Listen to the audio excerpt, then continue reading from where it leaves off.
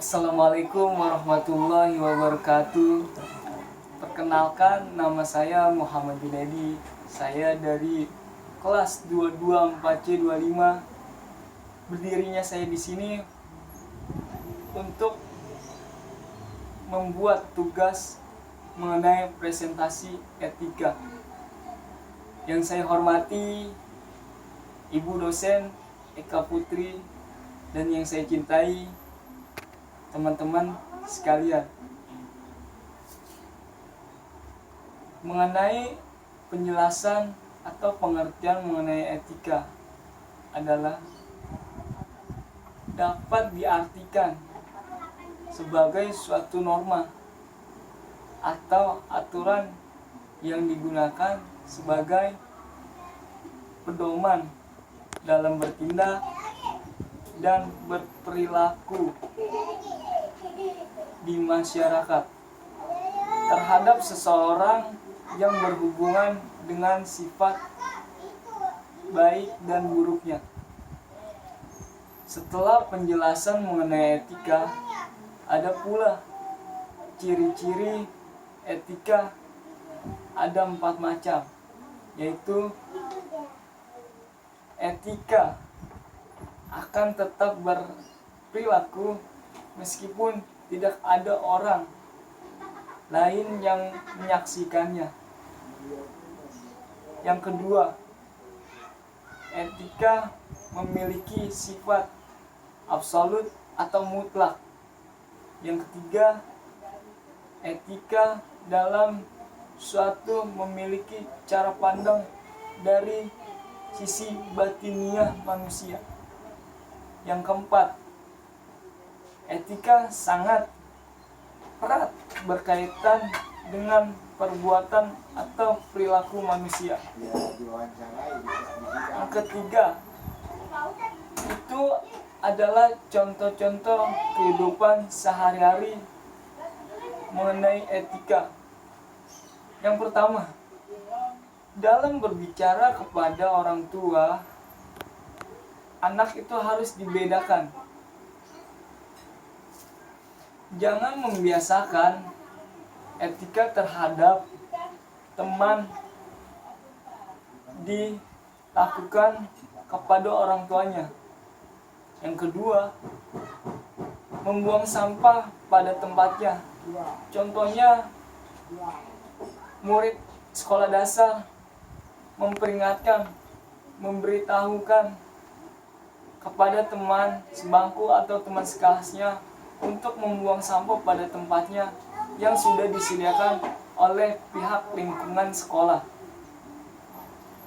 Yang ketiga, contohnya dalam kehidupan sehari-hari, murid hormat pada gurunya saat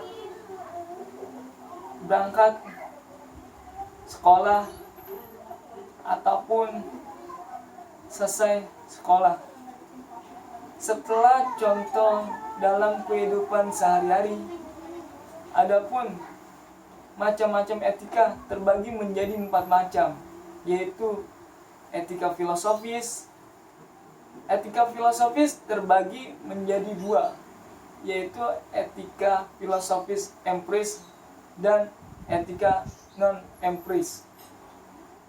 Etika non-empiris dan empiris. Ada pula etika teologis, terbagi lagi menjadi 2 macam. Yang pertama, realisme, dan yang kedua, sintesisme. Dalam beretika, seseorang harus punya tujuan, punya manfaat, punya ciri-ciri dan kegunaannya di dalam kehidupan sehari-hari. Itu suatu pelajaran yang harus kita lakukan mengenai etika di dalam lingkungan sekitar kita.